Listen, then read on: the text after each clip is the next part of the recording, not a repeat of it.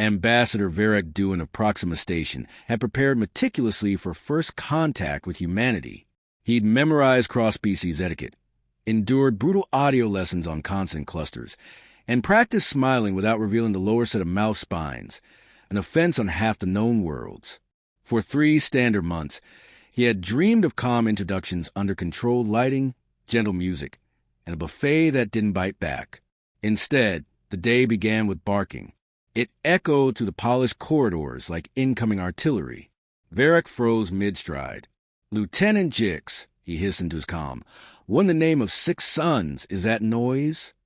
Lieutenant Sarah Jix, known for remaining serene during both docking malfunctions and family gatherings, sounded visibly rattled. "Sir, that appears to be the delegation from Earth.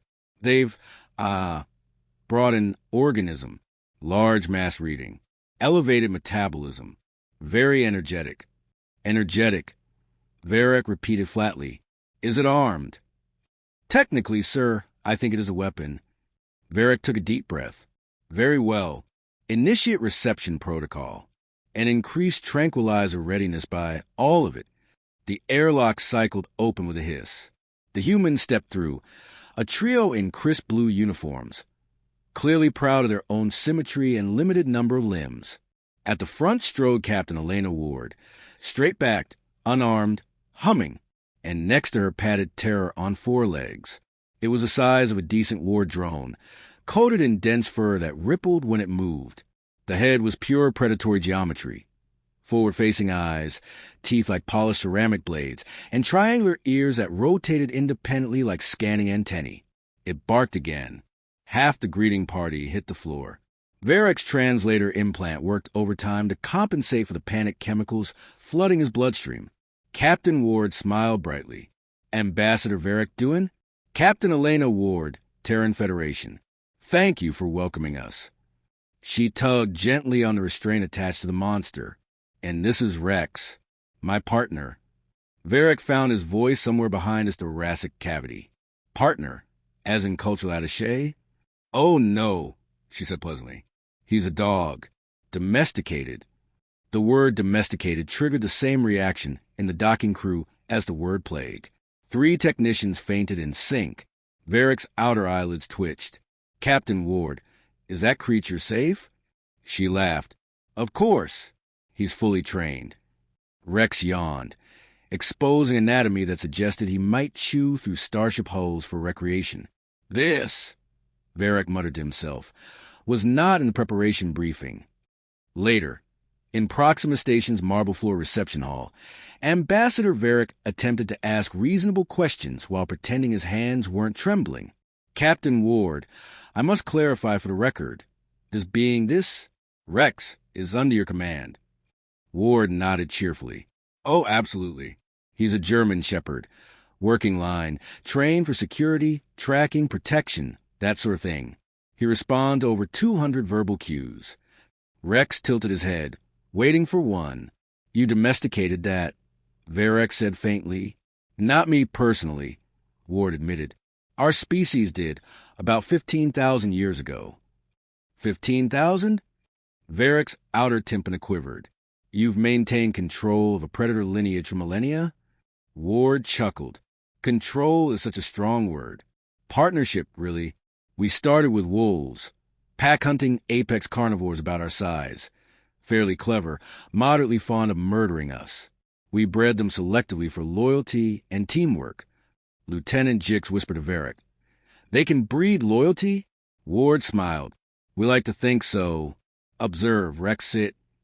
The creature dropped immediately into a seated position, gaze fixed on hers. "Stay." It froze. "Down." Rex lowered himself, muscles coiled but still. When she said, "Good boy," it wagged its tail, a blur of motion that somehow redefined threat levels. Varek cleared his throat. "And you say this technique works on other species?" "Oh, absolutely," Ward said. "Cats, horses, even birds. Sometimes fish." The ambassador's note-taker quietly reconsidered the meaning of sentience. "Human civilization," Ward continued proudly, "was built alongside our animals. Agriculture, exploration, law enforcement, all of it. Our survival strategy isn't just intelligence. It's cooperation. Cooperation, Varek echoed weakly, eyeing Rex's teeth. Fascinating. Proxima Station staff hoped the excitement was over. Unfortunately, the universe had other plans. 12 minutes after the dogs settled down on the hall's polished floor, a new transmission arrived. This is Dr. Mara Quinn, Research Division, Earth Vessel Harmony, requesting docking clearance for cultural demonstrations. Varek made a choking noise. More Earthlings. When the screen switched on, his question answered itself. Dr. Quinn stood inside a vast cargo bay surrounded by what appeared to be an evolutionary arms race choreographed for theater. "Welcome, delegates of the Galactic Council," she said warmly. "We've brought examples of Earth's domesticated biodiversity." Right on cue, an enormous tabby-patterned feline climbed onto her shoulder, eyes glowing with predatory curiosity. "This is Tiger, a house cat." Varek whispered to Jix. "That's a house cat? What sort of house? Fortified bunker?" Dr. Quinn continued, unaware of the silent panic. Cats essentially domesticated themselves about 9,000 years ago. They're graceful, independent, but affectionate companions. The cat purred, a noise like a fusion reactor idling. Then a pony trotted on screen and executed an elegant bow. Buttercup, a Shetland, descended from wild horses, excellent for transport, agriculture, and recreation. But, began War Chief Growlthon from the Vorak delegation, "You domesticated your transportation?" "Oh, yes," Quinn said.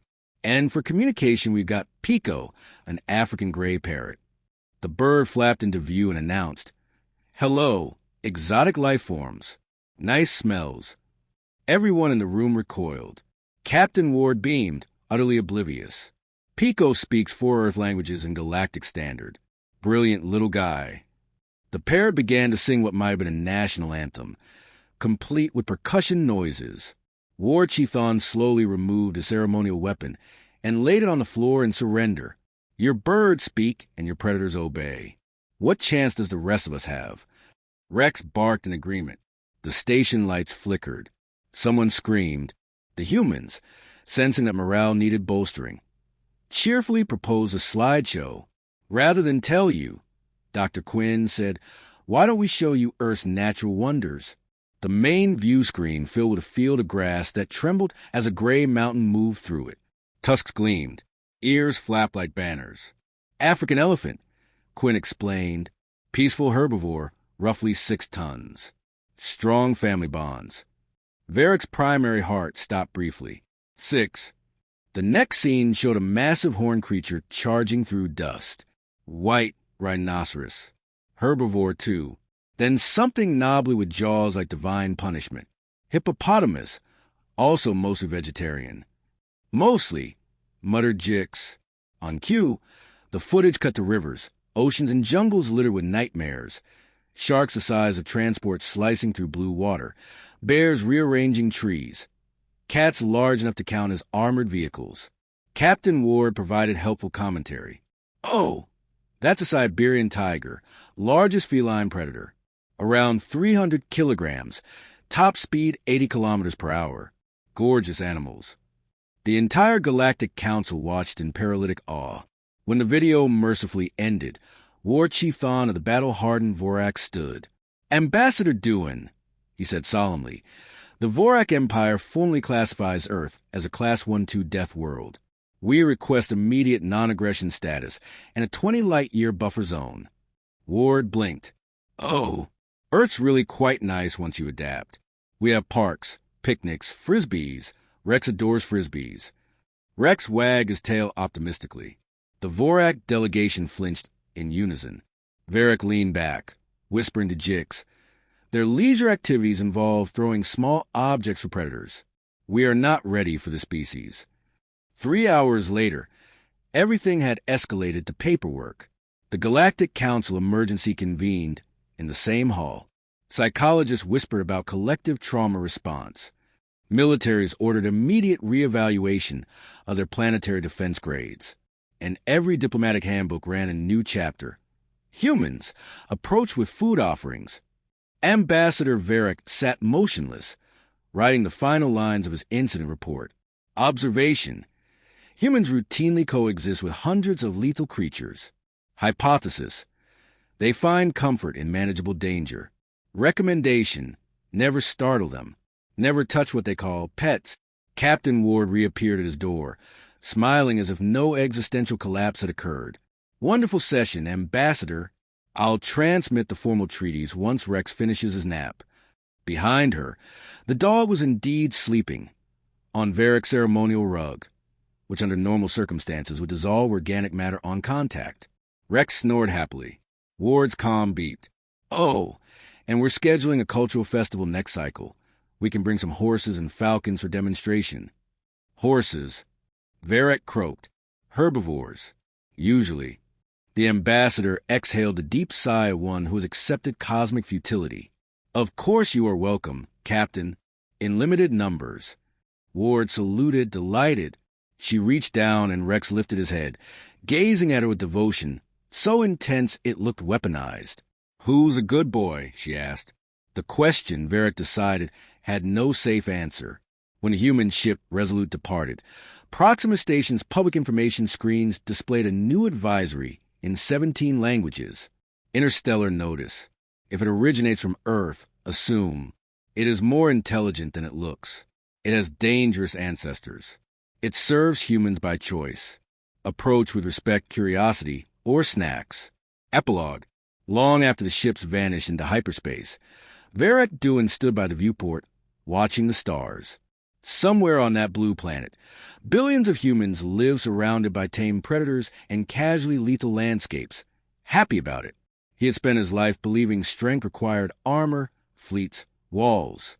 Humans, apparently, measure theirs in friendship and chew toys. He sighed. If they ever decide they're done being friendly, he murmured, the galaxy is already theirs. Rex's recorded bark, captured accidentally by station microphones, played on repeat through the Council archives for years. Historians would later mark that moment as the official beginning of domestication theory, an entire galaxy's decision to never, ever startle a human with a dog.